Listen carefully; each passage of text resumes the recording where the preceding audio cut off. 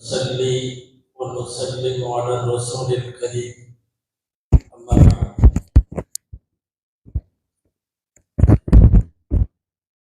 فقد قال الله سبحانه وتعالى في كلامه القديم والفرقان الحميد أعوذ بالله من الشيطان الرجيم بسم الله الرحمن الرحيم وذكرهم بأيام الله صدق الله العظيم அளவற்ற அருளாளனும் நிகரற்ற அன்புடையோனுமாகிய எல்லாம் வல்ல அல்லாஹுவின் பெயரால் துவங்குகிறேன். நாயகம் முஹம்மது ரசூலுல்லாஹ் ஸல்லல்லாஹு அலைஹி வஸல்லம் அவர்களின் மீதும் நற்பாக்கியங்கள் நிறைந்த அவர்களுடைய உம்மத்தின் மீதும் குறிப்பாக பாக்கியம் பொருந்திய இந்த ஜும்மா நன்னாளில் நம் அனைவர் மீதும் எல்லாம் வல்ல அல்லாஹுவின் நல்லருள் என்றென்றும் நிறைவாக உண்டாவதாக. ஆமீன். அல்லாஹுவின் பேரருளால் ஹிஜ்ரி 1448வது இஸ்லாமிய புத்தாண்டினுடைய பாக்கியம் பொருந்திய முதல் 10 நாட்களில் இன்றைக்கு 10வது நாள், ஆஷூரா நாள் என்று அகிலமெல்லாம் சிறப்பாக இஸ்லாமிய வரலாற்றில் பதிவு செய்யப்பட்டிருக்கக்கூடிய சங்கைக்குரிய இஸ்லாம் சொல்லுகிற புனித நாட்களில் ஆஷூரா நாள் முக்கியமானது. புனித ரமலான் வருவதற்கு முன்னாலேயே இஸ்லாமிய சமுதாயம் நோன்பு வைத்துக் கொண்டிருந்தது ஆஷூரா நாளில் மட்டும்தான்.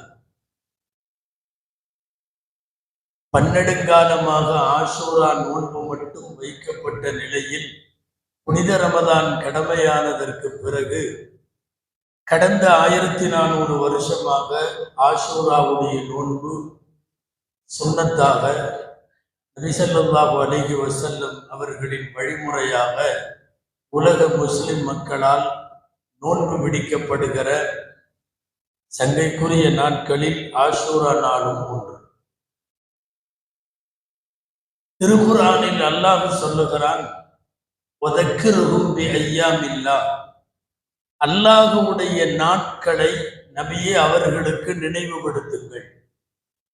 அல்லாஹ்வுடைய நாட்கள் என்று சொன்னால் இந்த உலகத்தில் அவன் அருள் புரிந்த நாட்களும் அவன் சில பேரை சோதித்த நாட்களும். வேறு வார்த்தையில் சொன்னால் இறைவனால் பாதுகாக்கப்பட்ட நாளும் இறைவனால் வேதனை இறக்கப்பட்ட நாளும். இவைகளை எல்லாம் அவர்களுக்கு நினைவுபடுத்துங்கள். அவ்வாறு நினைவுபடுத்துவது நம்முடைய ஆன்மீக வாழ்விற்கு பலன் தரும் என்று சொல்லுவான்.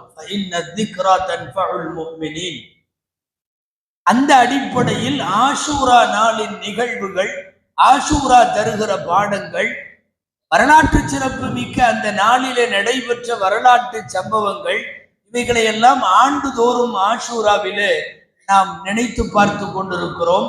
அதன் வழியாக பாடங்களை பெற்றுக் கொண்டிருக்கிறோம். ஆஷூரா ஒரு வகையில் மகிழ்ச்சியான நாள், ஆஷூரா ஒரு வகையில் சோகமான நாள். மகிழ்ச்சிக்கும் வருத்தத்திற்கும் இடையில், இன்பத்திற்கும் துன்பத்திற்கும் இடையில், மகிழ்விற்கும் கவலைக்கும் இடையில் ஆஷூரா. ஆஷூராவின் மகிழ்வுகளை பார்ப்போம், அதன் பிறகு அது சொல்லும் சோகங்களையும் பார்ப்போம். மிகப்பெரிய மகிழ்ச்சி என்னவென்றால், இந்த உலகத்தில் வரலாற்றில் நடைபெற்ற பெரும் பெரும் நிகழ்வுகளில் நல்லோர்கள் பாதுகாக்கப்பட்டதெல்லாம் ஆஷூரா நாளில். நீங்கள் பலமுறை கேள்விப்பட்ட செய்தி என்பதால் சுருக்கமாய் கடந்து விடலாம். ஆதம் அலைஹிஸ்ஸலாம் காலம் தொட்டு கடைசி தூதர் அருமைநாயகம் ஸல்லல்லாஹு அலைஹி வஸல்லம் வரைக்குமான நபிமார்களின் வரலாற்றில் முக்கியமான இடத்தை பிடித்திருப்பது, நிறைய நிகழ்வுகள் நடைபெற்றது ஆஷூராவுடைய நாளில். மறக்கவே முடியாமல் வரலாற்றில் நீக்கமர நிறைந்திருக்கக்கூடிய ஒரு 4 செய்திகள் நமக்கு முக்கியமானவை. வெள்ளப்பிரளயம் ஏற்பட்ட போது நூஹ் அலைஹிஸ்ஸலாமினுடைய காலத்தில் அந்த வெள்ளம் கரை ஒதுங்கி மக்கள் காப்பாற்றப்பட்டது ஆஷூரா நாள் என்கிறது இஸ்லாமிய வரலாறு. இன்றைக்கு ஈராக்கில் இருக்கக்கூடிய ஜூதி என்றொரு மலையிலே போய் கப்பலிலே உள்ளவர்கள் மாத்திரம்தான் அடுத்து வரும் உலகம் என்கிற அடிப்படையில் கப்பலில் சில மனிதர்கள், சில கால்நடைகள், சில பறவைகள், சில உயிரினங்கள் மாத்திரமே இருந்த அந்த கப்பல் கரை ஒதுங்கி அல்லாஹ் உலகத்தையே அழித்தவன், பிரளயத்தை கொண்டு உலகத்தை மூழ்கடித்தவன், அந்த கப்பலிலே உள்ளவர்களை மாத்திரம் காப்பாற்றினானே, அந்த அருளுக்குரிய நாள் ஆஷூராவுடைய நாள். மறக்கவே முடியாத ஆஷூராவினுடைய வரலாறுகளில் மற்றொன்று நமக்கு தெரியும். ஹஜ்ரத் இப்ராஹிம் அலைஹிஸ்ஸலாம் நெருப்பு குண்டத்திலே வீசப்பட்ட போது, பல நாட்கள் விறகுகளை கொண்டு எரிக்கப்பட்ட ஒரு நெருப்பு குண்டத்தில் அவர்கள் வீசப்பட்ட போது, ஆடைகளை உருவிவிட்டு கையுக்கும் காலுக்கும் விளங்கிட்டு பிறந்த மேனியாய் அவர்களை நெருப்பிலிட்ட போது, அவர் எரிந்து சாம்பலாகுவதை எல்லாரும் பார்க்க வேண்டும் என்று விக்கிரகங்களை எல்லாம் சுற்றி அமர்த்தப்பட்டு அந்த விக்கிரகங்களுக்கு முன்னாலே அவர்கள் தூக்கி எறியப்பட்ட போது, பக்கத்திலே போக முடியாத அளவிற்கு நெருப்பு என்பதால் தொலை தூரத்திலே இருந்து ஒரு கட்டையின் மூலம் இயக்கி அவர்கள் போய் அப்படியே குண்டத்திலே விடுவதற்கு ஏற்பாடு செய்யப்பட்ட போது அல்லாஹ் சொன்னான், யா நாரு கூனி பர்தம் வ ஸலாமன் அலா இப்ராஹிம், நெருப்பே இப்ராஹிமின் மீது குளிர்ந்து விடு. இப்ராஹிமின் மீது சுட்டரிக்கும் உன் இயற்கை தன்மையிலிருந்து விலகி நீ அவருக்கு பூஞ்சோலையாய் மாற வேண்டும் என்று சொல்லப்பட்டு இப்ராஹிம் அலைஹிஸ்ஸலாமை நெருப்பு கரிக்காத நாள் ஆஷூராவுடைய நாள். வரலாற்றில் இன்றும் மறக்க முடியாத ஹஜ்ரத் யூனுஸ் அலைஹிஸ்ஸலாம் அல்லாஹுவினுடைய ஏற்பாடாக மீன் வயிற்றுக்குள் போனார்கள். நமக்கு தெரியும், இரவின் இருட்டு, கடலின் இருட்டு, மீன் வயிற்றின் இருட்டு, 3 இருட்டுக்கு இடையில் அல்லாஹ் மீனுக்கு உத்தரவிடுகிறான், கடிக்காமல், பல்படாமல், காயம்படாமல், சிராய்ப்பு இல்லாமல் அவர் விழுங்கப்பட வேண்டும். அப்படித்தான் அந்த மீனும் விழுங்கியது. ஏறத்தாழ வெளியில இருந்து ஒரு அறைக்குள்ளே போய் உட்கார்ந்தது போல உட்கார்ந்தார். சிராய்ப்பு இல்லை, காயம் இல்லை. அமர்ந்தவர்களை நாமெல்லாம் அடிக்கடி ஓதுகிற ஃபனாதா ஃபி ظுலுமாத்தி அல்லா இலாஹ இல்லா அன்த சுப்ஹானக இன்னி குன்து மினல் ஸாலிமீன் என்கிற வார்த்தையை அவர்கள் திரும்ப திரும்ப ஓத அல்லாஹ் அவர்களை வெளியே கொண்டு வந்தான். அல்லாஹுவின் வார்த்தைகளில் சொன்னால், ஃபலௌலா இன்னஹு கான மினல் முஸப்பிஹீன லலபித ஃபீ பத்னிஹி இலா யௌமி யுபஅஸூன். அவர் அந்த தஸ்மீகை செய்திருக்கவில்லையானால் கியாமத்து வரை அவர் உள்ளே இருந்திருப்பார். அல்லாஹ் வெளிக்கொண்டு வந்த அந்த நாள் ஆஷூராவுடைய நாள். ஆஷூரா யூதர்களாலும் கொண்டாடப்படுகிறது. ஆஷூரா வரலாற்றில் முழுக்க வாழ்ந்த சமுதாயங்கள் எல்லாம் போற்றி புகழ்ந்ததற்கான 4வது முக்கியமான காரணம், நாம் அறிந்திருக்கிற வரலாறு, கடல் பிளந்து ஃபிரௌன் மூழ்கடிக்கப்பட்டதும் மூசாவோடு உள்ளவர்கள் காப்பாற்றப்பட்டதும்.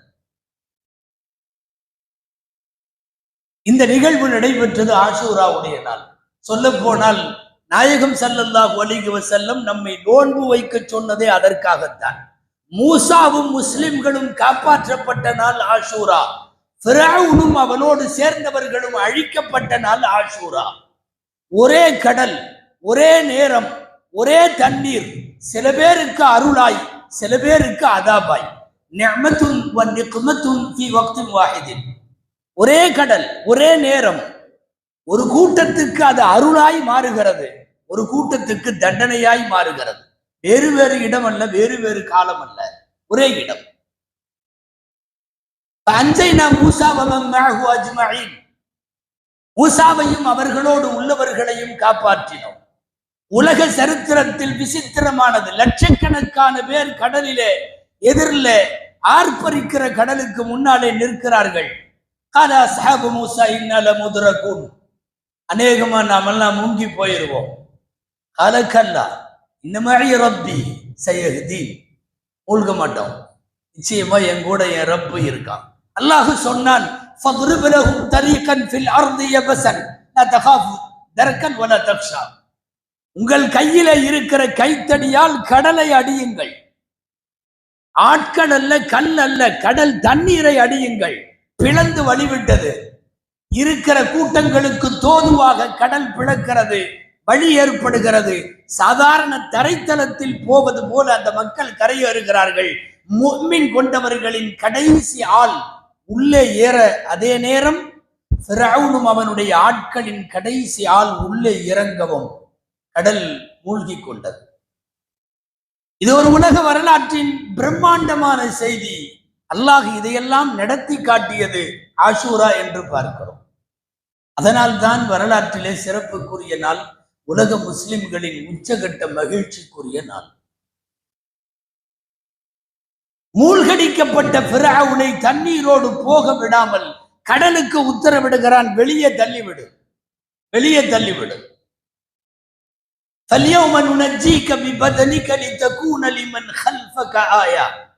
உனக்கு பின்னாலே வருபவர்களுக்கு அத்தாட்சியாய் நான் உன் உடலை பாதுகாப்பேன், நாம் பாதுகாப்போம் என்று அல்லாஹ் சொல்லுகிற வான்மறை வசனத்திற்கு இன்றளவும் எகிப்திலே சடலமாய் பாதுகாத்து வைக்கப்பட்டிருக்கிற பாரோ மன்னனின் சடலம் என்று சொல்லப்படுகிற ஃபிரௌனுடைய உடல் சான்று. லிமன் خلفك وفي قراءة لمن خلقك ஆயா. ஃபிரௌனை பார்த்து சொல்லுகிறது குர்ஆன், உனக்கு பின் வருபவர்களுக்கு பாடமாய் அமையட்டும், அல்லது உன்னை படைத்தவனுக்கு ஒரு பாடமாகும், படைத்தவன் விஷயத்தில் மற்றவர்களுக்கு பாடமாய் அமையட்டும் என்று அல்லாஹ் பாதுகாக்கிறான். ஃபிரௌன் அழிந்து போனது மட்டுமல்ல, கடலில் மூழ்கடிக்கப்பட்டது மட்டுமல்ல, கடைசி நேரத்தில் அவன் அரைகுறையாய் சொன்ன கலிமா அதுவும் ஒப்புக்கொள்ளப்படவில்லை. அவன் உடலை அல்லாஹ் இன்றைக்கு வரையும் பாதுகாக்கிறான். என்னென்ன பேசிய சர்வாதிகாரி தெரியுமா? என்னென்ன பேசிய கொடுங்கோலன் தெரியுமா?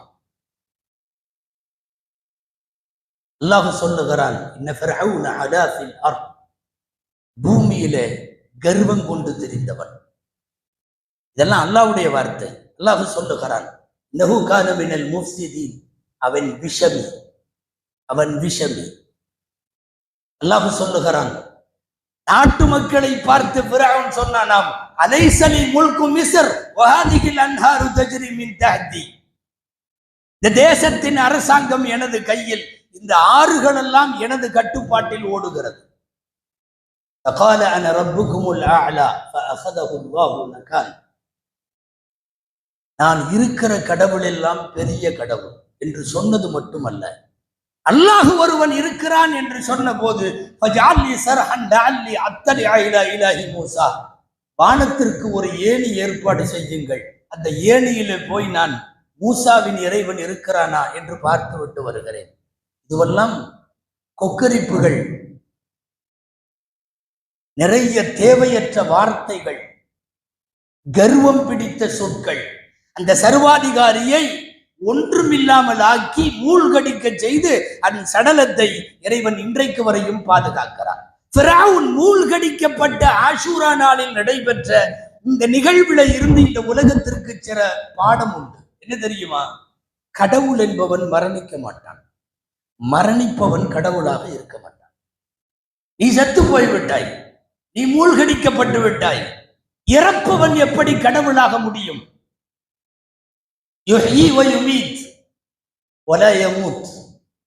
அவன் எல்லாரையும் மரணிக்க செய்வான், அவன் மரணிக்க மாட்டான். அவனுக்கு மவுத்து கிடையாது.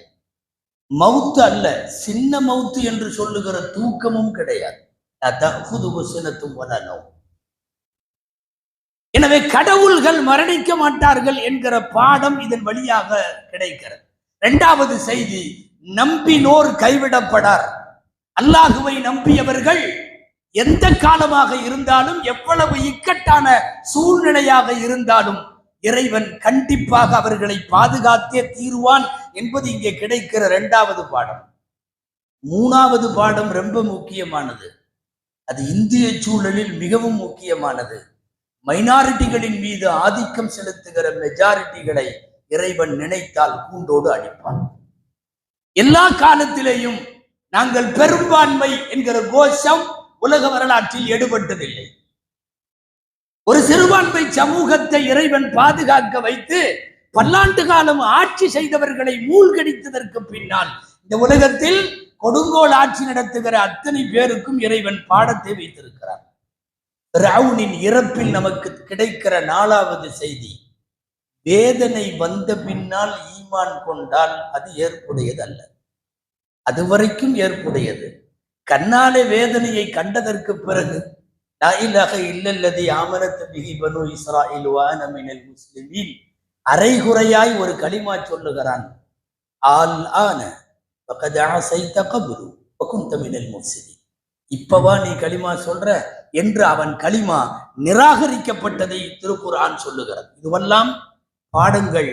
ஃபிரௌனை மூழ்கடித்து இறைவன் அந்த உடலை சடலத்தை இன்றைக்கு வரையும் உலகத்திற்கு பாடமாய் வைத்திருக்கிறார். எனவே மூசா காப்பாற்றப்பட்டதும், இப்ராஹிம் நெருப்பில் காப்பாற்றப்பட்டதும், நூஹ் அலைஹிஸ்ஸலாம் வெள்ளத்தில் காப்பாற்றப்பட்டதும், யூனுஸ் அலைஹிஸ்ஸலாம் மீன் வயிற்றில் காக்கப்பட்டதும் எல்லாம் மகிழ்ச்சிக்குரிய நாளாய் ஆஷூராவை சொல்லுகிறது. ஆஷூரா பைனல் ஃபர்ஹி வல் கம். இன்னொரு துக்க செய்தியும் இருக்கிறது. இந்த உம்மத்தில் அண்ணல் நபிகளாரின் திருப்பேரர் ஹஜ்ரத் ஹுசைன் ரலியல்லாஹு அன்ஹு கொல்லப்பட்ட நாள் ஆஷூரா. எனவேதான் ஒரு பக்கம் மகிழ்ச்சியும் ஆஷூரா தான், ஒரு பக்கமும் சோகமும் ஆஷூரா தான். ஹஜ்ரத் ஹுசைன் அலைஹிஸ்ஸலாம். இன்றைக்கு ஒரு வருத்தம், துரதிர்ஷ்டம் என்ன தெரியுமா? ஹுசைன் என்று சொன்னாலே அது ஷியாக்களுக்கானது என்று முடிவு செய்து விட்டார்கள். ஹுசைன் என்றாலே ஷியாக்களுக்கு சொந்தம், ஹுசைன் என்றாலே அதை தூக்கி பிடிப்பவர்கள் ஷியாக்கள் என்று ஒரு தப்பான அபிப்பிராயம், ஒரு கற்பிதம் இந்த மண்ணிலே ஏற்பட்டிருக்கிறது. ஹுசைன் ஷியாக்களுக்கு சொந்தமானவர் அல்ல, அவர் அஹ்லு சுன்னாவுக்கு சொந்தக்காரர். உலகத்தில் இருக்கிற சுன்னத்து வல் ஜமாஅத்தை சார்ந்தவர்கள் எல்லாம் கொண்டாடப்பட வேண்டிய நபர் ஹுசைன் ரலியல்லாஹு அன்ஹு. ஹுசைனும் மின்னி வ அன மின்ஹு. பெருமான் ஸல்லல்லாஹு அலைஹி வஸல்லம் சொன்னார்கள், ஹுசைன் எனது பேரர் ஹுசைன், என்னை சார்ந்தவர், நான் அவரை சார்ந்தவர். பெருமானார் ஸல்லல்லாஹு அலைஹி வஸல்லம் மதீனாவின் கடை வீதிகளில் ஹுசைன் ரலியல்லாஹு அன்ஹு குழந்தையாக இருந்த போது தோளிலே தூக்கி வைத்து ஊர் பார்க்க உலகம் பார்க்க பேரப்பிள்ளையை சுமந்து சென்ற வரலாறு ஹதீஸிலே உண்டு.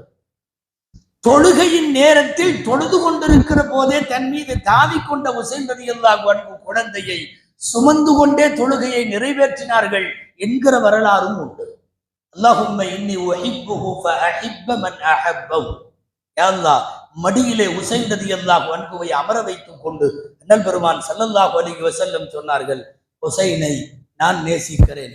யா அல்லாஹ், ஹுசைனை நேசிப்பவர்களை நீ நேசிப்பாயாக. இது அருமைநாயகம் ஸல்லல்லாஹு அலைஹி வஸல்லம் உடைய துஆ. எனவே ஹுசைன் என்பது சுன்னத்து வல் ஜமாஅத்தின் அடையாளம். அவர் ஷியாக்களுக்கு மட்டும் சொந்தம் அல்ல. ஹுசைன் ரலியல்லாஹு தஆலா அன்ஹு நம்மாலும் பிரியம் வைக்கப்பட வேண்டிய, போற்றப்பட வேண்டியவர். நாமெல்லாம் தொழுகையிலே ஓதுகிறோமே, ஸல்லி அலா முஹம்மதின் வ அலா ஆலி முஹம்மதின் கமா ஸல்லைத அலா இப்ராஹிம். அதே போல பாரிக் அலா முஹம்மதின் வ அலா ஆலி முஹம்மதின் கமா பாரக்த அலா இப்ராஹிம். இந்த ஆலு முஹம்மது, முஹம்மதின் குடும்பத்தினர்கள் யார் என்கிற போது இமாம் ஷாஃபி ரஹ்மத்துல்லாஹி அலைஹி அவர்கள் எழுதுகிறார்கள், ஆலு முஹம்மது என்பதில் பெருமானார் ஸல்லல்லாஹு அலைஹி வஸல்லமுடைய அஹ்லு பைத்துகள் வருவார்கள். குறிப்பாக ஹசன் ஹுசைன் ரலியல்லாஹு அன்ஹுமா அவர்கள் இருவரும் நாம் ஒவ்வொரு தொழுகையிலேயும் பெயர் சொல்லாவிட்டாலும் ஆலு முஹம்மது என்கிற வார்த்தையின் வழியாக ஹசன் ஹுசைன் ரலியல்லாஹு அன்ஹுவை நாம் நினைவு கூறுகிறோம். ஒரு கோரமான ஒரு படுகொலை கூஃபாவிலே நடைபெறுகிற சர்வாதிகாரத்தை எதிர்த்து இஸ்லாமிய உம்மத்திற்கு குடியரசை வாங்கி தருவதற்காக புறப்பட்ட ஹுசைன் ரலியல்லாஹு அன்ஹு ஹிஜ்ரி 61. சின்ன முன்னோட்டம் சொல்ல வேண்டும். ஸல்லல்லாஹு அலைஹி வஸல்லம் வஃபாத்தானது ஹிஜ்ரி 11. அடுத்து ஹிஜ்ரி 30 வரையிலும் 4 கலீஃபாக்களின் ஆட்சி. 4 பேரும் அவர்களெல்லாம் அமீருல் முஃமினீன்கள். ஹிஜ்ரி 30 முடிஞ்சிருச்சு. அடுத்த கலீஃபா பதவி ஹஜ்ரத் ஹசன் ரலியல்லாஹு அன்ஹு நாட்டிலே நடைபெறுகிற நிலவரங்களை கருத்திலே கொண்டு எனக்கு வேண்டாம் என்று சொல்லி முஆவியா ரலியல்லாஹு அன்ஹு இடத்திலே ஒப்படைத்தார்கள். நாட்டின் நிலவரத்தை ஏற்பட்டிருக்கிற எழுச்சியை, அந்த நிலவரம் கலவரமாக மாறுகிற அபாயத்தை, இதையெல்லாம் கருத்திலே கொண்டு நீங்களே ஆட்சியில் அமருங்கள் என்று ஹிஜ்ரி 31 முஆவியா ரலியல்லாஹு அன்ஹுவை அமர வைக்கிறார்கள். இஸ்லாமிய வரலாற்றாசிரியர்கள் அல்லாமா இப்னு கத்தீர் ரஹ்மத்துல்லாஹி அலைஹி போன்றவர்கள் அல் பிதாயா வன் நிஹாயாவில் இந்த மாதிரி ஹசன் ரலியல்லாஹு அன்ஹு முஆவியா ரலியல்லாஹு அன்ஹுவிடம் ஆட்சியை ஒப்படைத்த ஆண்டை ஆமுல் ஜமாஅ, ஒற்றுமை ஆண்டு என்று குறிப்பிடுகிறார்கள். ஒரு உம்மத்திலே ஏற்பட இருந்த பெரும் சண்டை தவிர்க்கப்பட்டது. அப்போ இருந்து ஹிஜ்ரி 60 வரைக்கும் முஆவியா ரலியல்லாஹு அன்ஹுடைய ஆட்சி. 60 வஃபாத் ஆகிவிட்டார்கள். 61 அவருடைய மகன் முஆவியா ரலியல்லாஹு அன்ஹுடைய மகன் யஸீத் அவர்கள் ஆட்சி பொறுப்பிற்கு வருகிறார். அப்போதுதான் ஹுசைன் ரலியல்லாஹு அன்ஹு போரிடுகிறார். ஹிஜ்ரி 61 துல்ஹஜ் பிறை 8 மக்காவிலே இருந்து கிளம்புகிறார்கள் ஹுசைன் ரலியல்லாஹு அன்ஹு. சிறுக சிறுக சுமார் அகல பைத்துகள் 70 பேரோடு வந்தவர்கள் கர்பலா இடத்திற்கு வருகிற போது முஹர்ரம் பிறை 9, அதாவது நேற்று முஹர்ரம் பிறை 9க்கு வந்ததற்கு பிறகு நடைபெற்ற நிகழ்வுகள் மிகவும் நீளமானவை. சுருக்கமாய் முடிப்போம். எதிரிகளால், சர்வாதிகாரிகளால், கொடுங்கோடர்களால், குடியரசிற்கு எதிரானவர்களால், ஆட்சி பதவி வெறி பிடித்தவர்களால் ஹுசைன் ரலியல்லாஹு அன்ஹுடைய அவர்கள் உள்ளிட்ட ஒட்டு மொத்தமாக ஒரே ஒருவர் ஜைனுல் ஆபிதீன் அலி இப்னு ஹுசைன் ரலியல்லாஹு அன்ஹு தவிர 69 பேரும் கொல்லப்பட்டார்கள். கிட்டத்தட்ட ஒரு சில பெண்கள் காப்பாற்றப்பட்டார்கள். பெண்கள் கூடாரத்தில் இருந்தவர்கள் பாதுகாக்கப்பட்டார்கள். 3000 பேர் கொண்ட படை எதிரிலே நின்று நோன்பு வைத்த நிலையில், மதுலூமாக அநீதம் இழைக்கப்பட்ட நிலையில், கடைசி நேரத்தில் தொழுகுவதற்கு அனுமதி கேட்டு தொழுகையை முடித்த நிலையில், அந்த ஆளில்லாத பாலைவனத்தில், நீர் இல்லாத நிலையில், கர்பலா மைதானத்தில் ஹஜ்ரத் ஹுசைன் ரலியல்லாஹு அன்ஹு கொல்லப்பட்டார்கள்.